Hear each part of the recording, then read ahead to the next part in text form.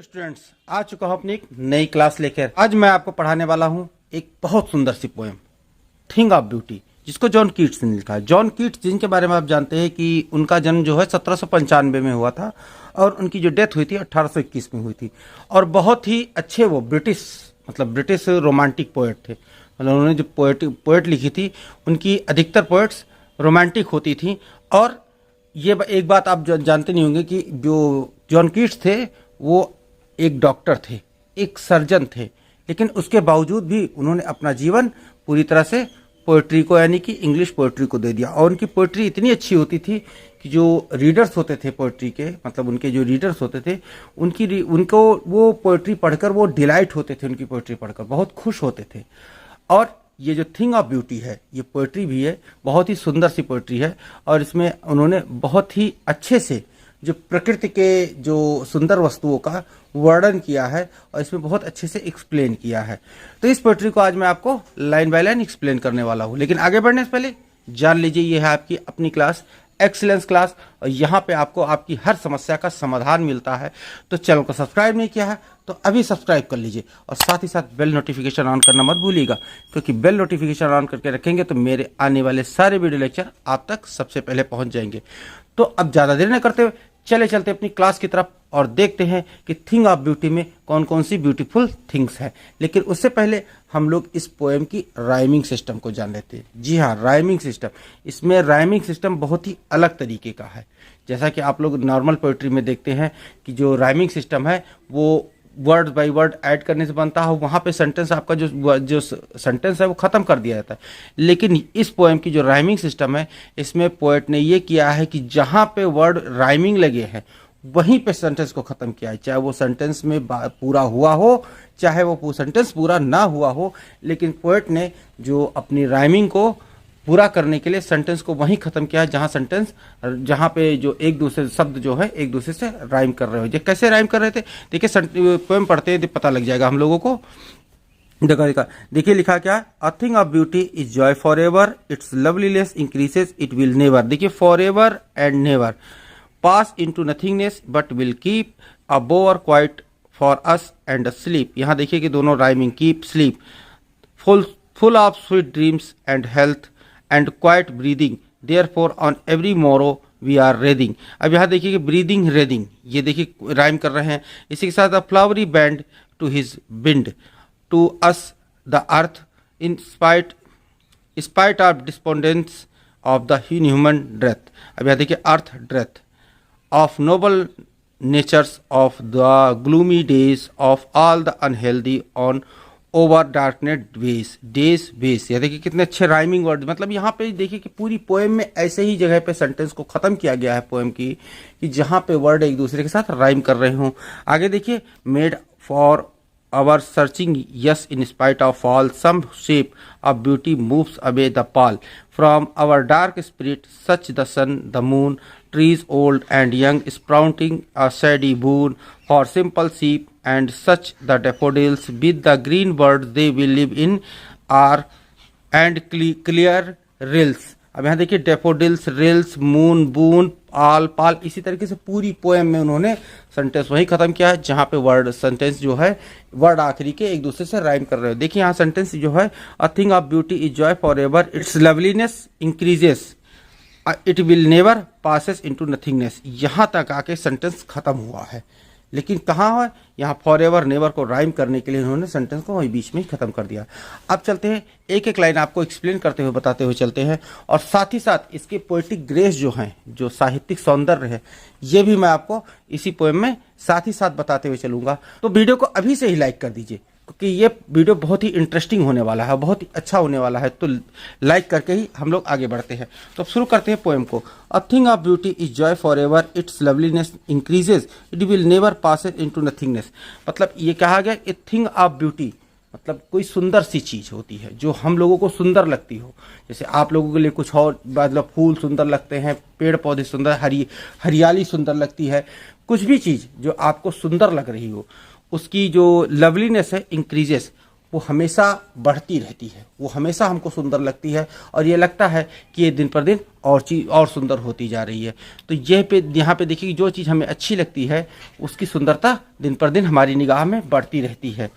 It will never passes into nothingness, और nothingness का मतलब ये कभी अंत की ओर नहीं जाती। मतलब सुंदर वस्तुओं की सुंदरता है, कभी अंत नहीं होती, वो हमेशा बढ़ती रहती है और वो कभी नथिंगनेस की तरफ अग्रसर मतलब प्रोसीड नहीं होती है। वो कभी भी जो शून्य नहीं होती, खत्म नहीं होती है। But will keep बोवर quite for us a slip full of sweet dreams and health and quite breathing. अब यहाँ देखिए कि जो बोअर बताया गया है, बोअर का मतलब जैसे एक पेड़ यहाँ उगा, एक पेड़ यहाँ उगा और इसकी जो पेड़ों की शाखा एक दूसरे के साथ जुड़ गई, और ये जो एरिया है इसको पोएट ने यहाँ पे बोअर का नाम दिया है कि मतलब ये दो पेड़ जुड़ गए हैं एक दूसरे के साथ और नीचे जो उनकी घनी छाया है वो घनी छाया बोअर का समान कर रही है। तो but will keep bower quiet for us, जैसे बोअर हम लोगों के लिए, जैसे पेड़ों की घनी छाया हम लोगों के लिए बहुत अच्छी लगती है, बहुत सुंदर लगती है। कल्पना कीजिए, गेस कीजिए कि आप किसी ऐसे जगह पे बैठे हुए हैं जहाँ पे दो पेड़ आपस में ऊपर से चलकर जुड़ गए हैं, तो वो दृश्य कितना सुंदर लगेगा। वहाँ पे दो पेड़ जहाँ आपस में जुड़े हुए हैं, वो कितना सुंदर दृश्य होगा वहाँ पे। तो वो कवि ने बताया कि वो बहुत सुंदर जगह होगी। और एंड स्लीप, और वहाँ पे सोने से हम लोग क्या होगा, फुल ऑफ स्वीट ड्रीम्स, हम लोगों के सपने होंगे बहुत ही सुंदर आएंगे, बहुत ही अच्छे सपने आएंगे, बहुत सुकून की नींद वहाँ हमें मिलेगी, क्योंकि वो चीज़ सुंदर जगहों में गिनी जाती है। And health and quite breathing, और हम लोग वहाँ पर खुल के सांस ले पाएंगे, क्योंकि प्रकृति के बीच में रहेंगे। और प्रकृति के बीच में जैसे जानते हैं कि प्रकृति अपने आप में अपने बीच में रहने वालों को बहुत अच्छे से पालती पोसती है।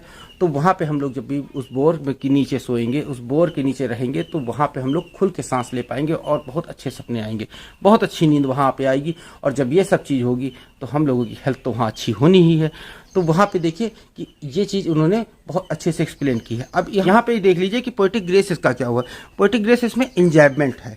इंजॉयमेंट पोएटिक ग्रेस क्या होता है, ये साहित्यिक सौंदर्य इंजॉयमेंट क्या होता है, तो इसके बारे में आप जान लीजिए कि इंजॉयमेंट वहाँ पे होता है जहाँ पे आपको एक लाइन, मतलब एक लाइन में सेंटेंस खत्म ना हो और साथ ही साथ उसके बाद कोई पंक्चुएशन मार्क ना लगा हो और उसी सेंटेंस को अगली लाइन में ख़त्म किया जाए, तो वहाँ पे इंजॉयमेंट दिखता है, जो कि इस पूरी पोएम में आपको इंजॉयमेंट दिखेगी। जैसे देखिए, अ thing of beauty is a joy for ever, it loveliness increases. यहाँ देखिए कि ये सेंटेंस यहाँ पे खत्म हुआ है और बिना किसी जो पंक्चुएशन मार्क के यहाँ पे लाइन खत्म कर दी गई है। तो यहाँ पे हम लोगों को इंजॉयमेंट देखने को मिलता है और साथ ही साथ इस पोएम में हम लोगों को मेटाफर भी देखने को मिलेगा। अब आगे बढ़ते हैं। और therefore on every morrow we are reading. अब therefore on every morrow, morrow मतलब टुमारो, आने वाले कल के लिए बात की गई है। एवरी मोरो, इसलिए हम लोग प्रत्येक आने वाले कल में we are reading a flowery band to bind with us with the earth to the earth, कि हम लोग क्या करते हैं कि अपने आप को उन सुंदर चीज़ों के माध्यम से देख देख कर खुश रहने का प्रयास करते हैं। और एक जो फ्लावरी बेंड है, मतलब एक फूलों का गुच्छा बनाते हैं, एक फूलों की माला बनाते हैं। क्यों बनाते हैं? To bind us with to the earth, अपने आप को धरती से जोड़े रखने के लिए, अपने आप को धरती पे जीवित रखने के लिए, अपनी आंखों को सुकून देने के लिए इन सुंदर चीज़ों को देखते हैं और एक फूलों की माला बनाते हैं, फूलों का गुच्छा जैसा बनाते हैं अपने आप को धरती से जोड़े रखने के लिए। क्यों? Spite of despondence the of inhuman death of noble natures. अब स्पाइट ऑफ डिस्पोंडेंस, इनके मतलब बुरी भावना के दुख के बावजूद, स्पाइट का मतलब हुआ बुरी भावना, मतलब जो दुर्भावना हमारे अंदर होती है, और डिस्पोंडेंट का मतलब हुआ दुख जो हमारे अंदर होता है। तो जब किसी के दुर्भावनापूर्ण व्यवहार से हम लोगों को अंदर से दुख होता है, उस दुख में भी और ऑफ इन ह्यूमन, और जो क्रूएल्टी हम लोगों को देखने को मिलती है, लोगों को संसार में बहुत सारी क्रूएल्टी देखने को मिलती है, बहुत सारे जो निर्दयपूर्वक कार्य होते हैं उनको देखकर हमें जो मन में दुख होता है। और death of in noble natures, और पवित्र लोगों की मतलब अच्छे लोगों के, जो नोबल नेचर्स वाले लोगों की कमी होने के कारण जो हम लोगों को अंदर से दुख होता है, ग्लूम होता है, उस ग्लूम में हम लोगों को ये ब्यूटीफुल थिंग्स है, ये ब्यूटीफुल थिंग्स ही हमें जीने का सहारा बनती है। और इसी को देखकर हम लोग अपने आप को प्रफुल्लित रखते हैं कि जैसे कहा गया कि आप बहुत ज़्यादा दुखी हो गए हैं, लेकिन आप क्या करेंगे, कोई अच्छी चीज़, आपको आंखों को अच्छी लगने वाली चीज़ वहाँ पे आपने कहीं पर भी देख ली, तो आप अंदर के दुख को कुछ देर के लिए भूल जाएंगे और कुछ देर के लिए सोचेंगे काश ये चीज़ हमेशा मेरे सामने रहती। और वहाँ पे आप लोग चाहे जितना भी दुख होगा वो चीज़ आप एकदम से भूल जाएंगे। तो यहाँ पे इस जो बुरे संसार में वो जो ब्यूटीफुल थिंग्स है जो नेचर द्वारा क्रिएट की गई हैं, वही सारी वस्तुएं जो है हम लोगों को यहाँ जीने का एक सहारा बनती है। नहीं तो इस संसार में और कुछ भी नहीं है, यहाँ सिर्फ बुराइयाँ ही बुराइयाँ भरी पड़ी हैं। Clear? Of the gloomy days, उन दुख भरे दिनों में, of all unhealthy and over darkened ways. Over darkened ways का मतलब हुआ कि वो गलत रास्ता, जो अपनी इच्छाओं को पूरा करने के लिए गलत रास्ता यदि हम अपनाते हैं तो वो गलत रास्ते और जो हम लोगों के स्वास्थ्य को बिगाड़ने वाले जो दुख भरे दिन हैं, इन सब के बावजूद मेड फॉर आवर सर्चिंग, हम लोग जो मेड फॉर आवर सर्चिंग, अपनी जो ये सेंटेंस ये लाइन है इसी के साथ जुड़ी हुई है, मेड फॉर आवर सर्चिंग। जैसे क्या आ गया, over dark and ways made for our searching, जो हम लोगों की खोज है, जो हम लोगों की अपनी इच्छा पूर्ति हेतु जो अपना गलत रास्ता अपनाते हैं, उस गलत रास्ते के कारण जो हम लोगों को दुख उत्पन्न होता है। क्योंकि आप लोग ये सब जानते हैं कि कोई गलत काम यदि आप करते हैं तो आपके मन में कहीं ना कहीं एक छोटा सा दुख जरूर होता है कि मैंने इस काम को गलत तरीके से किया। उन ग्लूमी डेज में हम लोग क्या होता है, इन स्पाइट ऑफ ऑल, इन सब के बावजूद, some shapes of beauty moves away the pall, कुछ सुंदर सी वस्तुएं होती हैं, कुछ सुंदर से क्रिएशन होते हैं, कुछ सुंदर सी चीजें होती है जो क्या होता है, मूव्स अवे द पाल, जो है हम लोगों के ग्लूम यानी दुख को मूव अवे कर देती हैं, दूर कर देती हैं। अर्थात इस जो संसार में जो कुछ हम लोग कार्य करते हैं उसमें कुछ ऐसी चीजें होती हैं जिनको हम लोग पाने के लिए अपने जो कार्य को, अपने टारगेट को, जैसे हमने पता नहीं कि जो लक्ष्य होता है, अपने लक्ष्य को पाने के लिए कुछ गलत तरीके से अपनाते हैं। और जब हम कुछ गलत करते हैं तो कहीं ना कहीं मन में छोटा सा दुख होता है कि हमने ये चीज़ गलत की है। लेकिन वो सब दुख के बावजूद कुछ ऐसी चीज़ें होती हैं जो हमारी आंखों के सामने जब आती हैं तो हम उस समय सारे दुख को भूल जाते हैं, और वही चीज़ें हम लोगों के जो दुख पर भारी हो जाती है और हमें सुख प्रदान करती हैं। Clear? From our dark spirit. अब डार्क स्पिरिट का क्या मतलब हुआ, यहाँ हम लोगों की आत्मा है गलत काम करने के कारण शैडी हो गई है, हमारा डार्क हो गई है। स्पिरिट का मतलब हुआ हम लोगों की शाउल, हम लोगों की आत्मा जो गलत काम करने के कारण डार्क हो चुकी है, शैडी हो चुकी है। उनमें कौन कौन सी चीज़ें जो होती हैं जो हमें सुख पहुँचाती है, क्या बताए, कुछ चीज़ें इसमें बताई गई हैं कि द सन, सच द सन, जैसे कि सूर्य, द मून, चंद्रमा, ट्रीज ओल्ड एंड यंग, मतलब पुराने और नए जो वृक्ष है, ओल्ड एंड यंग। यहाँ पे आप देखिए कि एंटीथीसिस फिगर ऑफ स्पीच आपको देखने को मिल रही है। एंटीथीसिस मतलब जो पोएटिक ग्रेस में antithesis, the old and young, दो ऐसे अपोजिट वर्ड एक साथ लिख दिए जाए, मतलब जिनका मीनिंग अपोजिट हो, तो वहाँ पे हम लोगों को एंटीथीसिस मिल जाती है। और यहाँ पे एक चीज़ और देखने को मिलती है जो है एलिट्रेशन। यहाँ पे देखिए वी रेडिंग, ये दो वर्ड्स ऐसे हैं यहाँ पे, वी रेडिंग। एलिट्रेशन के बारे में मैंने आपको क्या बताया कि एलिट्रेशन वो होता है जहाँ पे दो या दो से अधिक वर्ड में शुरुआत के जो वर्ड है, कोई कॉन्सोनेंट है, वो एक से अधिक बार आ रहे हों, तो वहाँ पे हम लोगों को एलिट्रेशन देखने को मिलता है। और एलिट्रेशन यहाँ पे वी रेडिंग में मिल रहा है। नोबल नेचर में भी देखिए, नोबल नेचर एन जो शुरू हो रहा है, यहाँ पर भी हम लोगों को एलिट्रेशन देखने को मिल रहा है। तो यहाँ पे एक जो पोएटिक ग्रेस हम लोगों को देखने को क्या मिला, एलिट्रेशन मिला। और मेटाफर तो आप लोगों को बीच बीच में देखने को मिल ही जाता है कि मेटाफर जो हम लोगों को एक दूसरे का रूप दिखाता, एक दूसरे के साथ बिना कंपैरिजन वर्ड का यूज़ किए हुए एक दूसरे से कंपैरिजन करना सिखाता, तो वहाँ मेटाफर देखने को मिलता है। लेकिन जो अलग से पोएटिक ग्रेस है वो मैं आपको बताते हुए चल रहा हूँ कि इसे ओल्ड एंड यंग, यहाँ पे आपको एंटीथेसिस देखने को मिल रहा है। और साथ ही साथ यहाँ पे आपको इस लाइनों में इमेजिनरी, मतलब पोएटिक ग्रेस, जो इमेजिनरी पोएटिक ग्रेस देखने को मिल रहा है। Sprouting a shady boon for simple ship, और जो बड़े बड़े घने पेड़ों की छाया होती है, वो छाया वहाँ पे जो भेड़ें चढ़ रही होती हैं, उन भेड़ों के ऊपर एक आशीर्वाद की तरह काम करती है। कैसे, जो उसके नीचे बैठी रहती भेड़ें, उनको धूप से बचाती है, या फिर उसके नीचे जो हरी हरी घासें होती है उसी छाया के कारण उगती है, तो वो वहाँ पे भेड़ों के लिए बहुत अच्छा चारा बन जाती है। तो वहाँ पे बड़े पेड़ों की छाया जो होती है वो साधारण सी भेड़ों के लिए भी बहुत ही ज़्यादा जो है आशीर्वाद की तरह काम करती है, बून की तरह वर्क करती है। और ये चीज़ जो है देखने में बहुत सुंदर लगती है। साथ अब इसके आगे जो बताते पोएट वो क्या है कि and such are daffodils with green world they live in. और दे लिव इन का मतलब हम लोग जिस संसार में रहते हैं उस संसार में जो हरा भरा मैदान है उसके बीच में डैफोडिल्स का जो फूल होता है, डैफोडिल्स एक फूल होता है जो देखने में बहुत सुंदर लगता है। और घरे भरे मैदान में अगर डैफोडिल्स का फूल दिख जाए तो वो भी देखने में बहुत ही सुंदर लगता है। वो भी एक बहुत ब्यूटीफुल थिंग होती है नेचर की। वो हमारे इन्वायरमेंट का जो बहुत ही अच्छी चीज़ होती है और देखने में बहुत ही सुख पहुंचाती है हम लोगों को।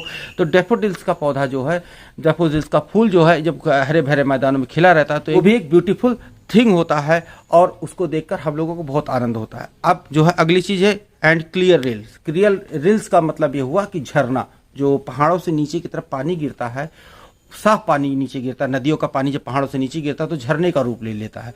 और रिल्स का मतलब होता है यहाँ पे झरना बताया गया। तो जो पहाड़ों से नीचे की तरफ पानी गिरता है वो भी बहुत देखने में सुंदर लगता है और वो भी एक ब्यूटीफुल थिंग है। और ब्यूटीफुल थिंग उसके साथ साथ और भी वो बहुत सारी चीज़ें करता है। ठंडे पानी का झरना होता है जो वातावरण में ठंडक पैदा करता है। और हम लोग चाहे जितनी तपन में होकर झरने किनारे चले गए तो उसकी जो नन्ही नन्ही फुहारें अगर हमारे ऊपर पड़ती हैं तो हमको बहुत आनंद मिलता है, बहुत ही ज़्यादा सुख पहुंचता है।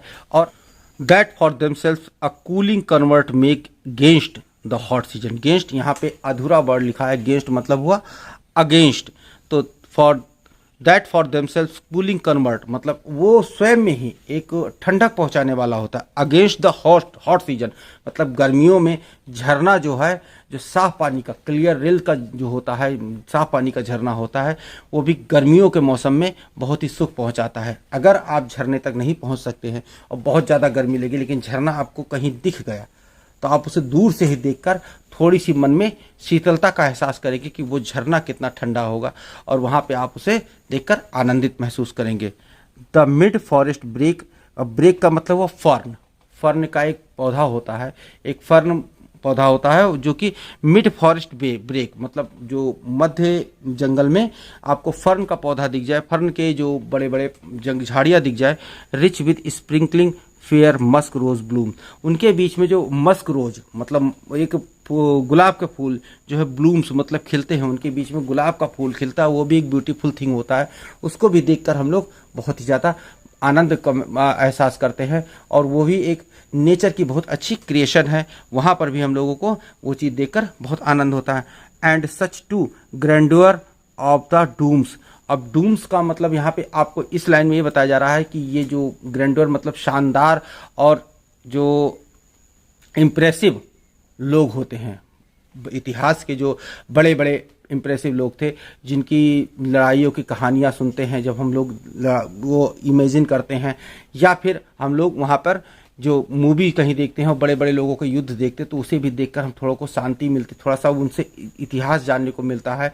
वहाँ पे हम लोगों को वो चीज़ कुछ आनंदित करती है। We have imagined the mighty deaths, और उनकी जो शानदार यानी जो शानदार मौत होती है, मृत्यु होती है, उस मृत्यु पर हम लोगों को थोड़ा सा गर्व होता है और थोड़ा सा आनंद मिलता है। All lovely tales we have heard और रेड, और उनके बारे में जितनी भी कहानियाँ हम लोगों ने पढ़ी हों चाहे सुनी हो, माइटी वॉरियर्स की जो हम लोगों ने जितनी भी कहानियाँ पढ़ी या सुनी होती हैं, उन कहानियों को पढ़ने से ही हम लोगों को आनंद मिलता है। तो वो भी एक ब्यूटीफुल थिंग है, हम लोगों के लिए एक ब्यूटीफुल थिंग है कि उसको देखकर, उसको कहानियों को पढ़कर या उन कहानियों को सुनकर हमें जो आनंद मिलता है वो आनंद हम लोगों के मन को प्रफुल्लित कर देता है। और ब्यूटीफुल थिंग, जैसा कि शुरू से ही मैं बताता रहा हूँ, ब्यूटीफुल थिंग्स वो थिंग्स होती हैं जिनको देखने के बाद, जिनको महसूस करने के बाद हम अंदर अपने अंदर के सारे ग्लूम, सारे दुख को भूल जाए, वही सारी चीज़ ब्यूटीफुल थिंग्स होती हैं।